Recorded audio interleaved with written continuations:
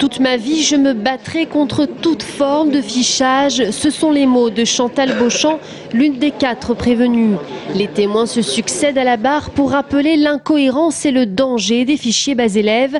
Il semble que la question de la politique du chiffre de reconduction à la frontière à atteindre soit au centre du débat.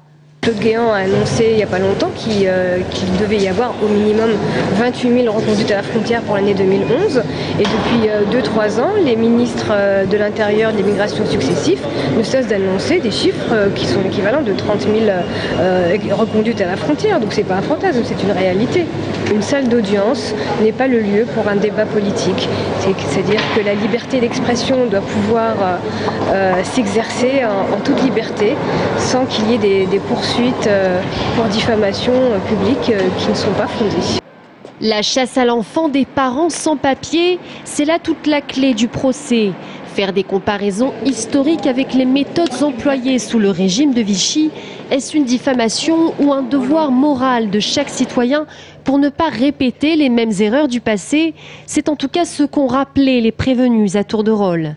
Pourquoi Michel Rocard peut dire du gouvernement que c'est des nazis à propos du discours de Grenoble et de la chasse aux hommes, et que nous, quand on fait une comparaison historique, on est poursuivi. Alors, délit d'opinion ou liberté d'expression, le droit de faire des rappels historiques sera-t-il reconnu? Une question qui appelle une réponse attendue et décisive pour l'avenir des militants.